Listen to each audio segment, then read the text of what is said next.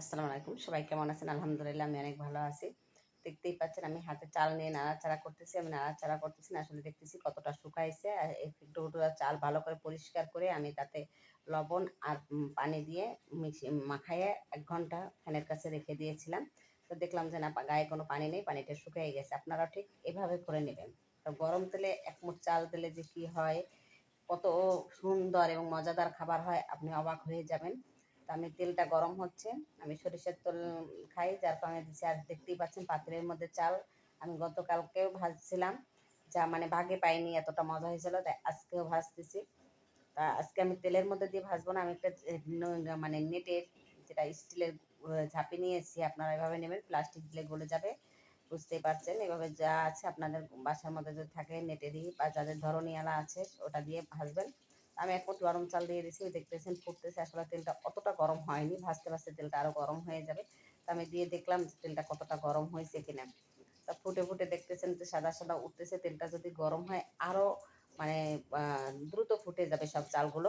তেলটা আমার সম্পূর্ণ গরম হয়নি, মানে আরও আঁচ লাগবে। তেলটা সম্পূর্ণ গরম করে নিতে হবে। তা ভাজতে ভাজতে হবে, আমি প্রথমটা ভেজে দেখাচ্ছি। এই যে দেখতেই পাচ্ছেন সব ফুটে ফুটে উঠতেছে, একটু সময় লাগতেছে। এই যা, তা আমার এই চালটা ভাজা হয়ে গেছে কিন্তু অলরেডি। এই যে আমার ঝাঁপিটা একটু বড় বড়, যার কারণে ২-১টা চাল তেলের মধ্যে পড়ে যাচ্ছে। আর সম্পূর্ণ তেলে যদি আমি ভাজতে যেতাম তাহলে আমার চালগুলো অনেকগুলোই থেকে যেত তেলের মধ্যে, ঝাঁপিতে সব উঠতো না। তাই আমি এই নেটটা ব্যবহার করলাম। আপনারা এভাবে একটা ঝাঁপি বা যাদের ধরনীয়ালা ঝাঁপিগুলো আছে স্টিলের, ওই দিয়ে করবেন।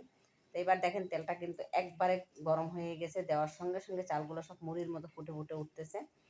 তা এই যে সম্পূর্ণ মুড়ির মতো ফুটে উঠতেছে, চালগুলো আর থাকবে না, সবই ভাজা হয়ে যাবে। ওই যে টকবগায় একটা একটা করে উঠে যাচ্ছে। তা এভাবেই আমি সব চালগুলো সুন্দর করে ভেজে নেব। শুধু চাল ভেজে এখানে শেষ করুন, এর মধ্যে আরও কয়েকটা মিশাবো। আপনারা একটু দেখেন যে মজাটা তো আর খালি খালি আসবে না, দু একটু উপকরণের ভিতর মেশাতে হবে। তা আমি কী কী নেবো আপনারা একটু ভিডিওটা শেষ পর্যন্ত দেখেন।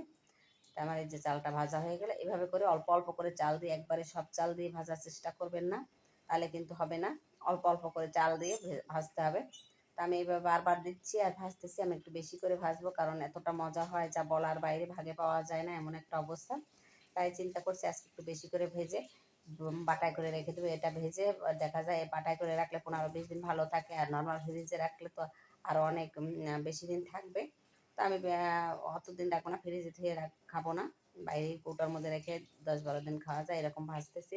এই যে দেখেন, এভাবে অল্প অল্প করে ভেজেও নেবা। তা আমার চাল ভাজাটা কিন্তু হয়ে গেছে, কিন্তু আমি কিন্তু ডুবো তেলে ভাজছি বিদায় টিস্যু, যে পাত্রটাই রাখেন না কেন নিচে টিস্যু বিছাই নেবেন।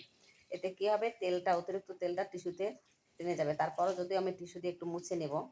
তা আমার চালগুলো সব ভাজা হয়ে গেছে। এবার আমি কিছু বাদাম নিয়েছি, বাদামগুলো গরম তেলের মধ্যে ছেড়ে দিলাম। কিন্তু বাদাম কিন্তু বেশিক্ষণ রাখা যাবে না, নেড়ে চেড়ে তুলে ফেলতে হবে। যখনই দেখবেন যে বাদাম একটু ফাটা ফাটা দিছে, তখনই বুঝতে হবে যে না, বাদামটা হয়ে গেছে। তো আমার বাদামটা কিন্তু এখনও ফাটেনি, সেহেতু আমি না করে ভাজার জন্য আবার রেখে দিলাম।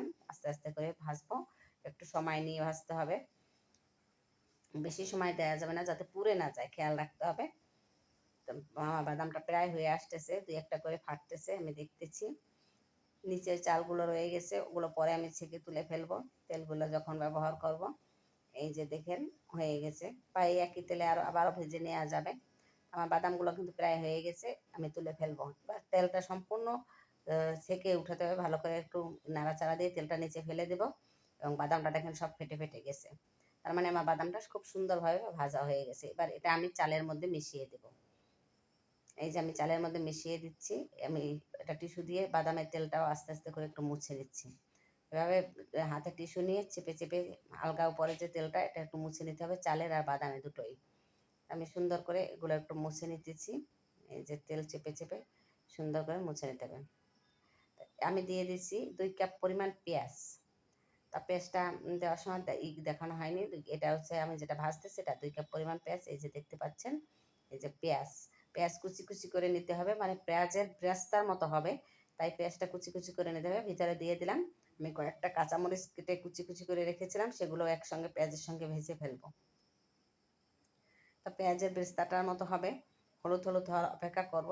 একটু সময় নিয়ে ভাজবো এবং এটা সম্পূর্ণটা ভাজার সময় একটু সাবধানে কাজ করতে হবে। পেঁয়াজটা ভাজার সময় তো অবশ্যই একটু দূরে সরে নিয়ে নাড়তে হবে। আমি যেমন দূরে সরে যেয়ে নাড়তেছি, আমার পেঁয়াজটা কিন্তু হয়ে গেছে, আমি গ্যাসটা অফ করে দিয়েছি।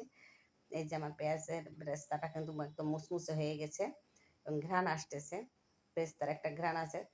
আমি গ্যাসটা বন্ধ করে দিয়ে এবার তুলে ফেলবো। পেঁয়াজটার তেলটাও সুন্দর করে ঝাঁপি থেকে সেঁকে নেব এবং এই যে দেখেন একদম মুচমুচে হয়ে গেছে, কালারটাও বেরেস্তার কালার চলে আসছে।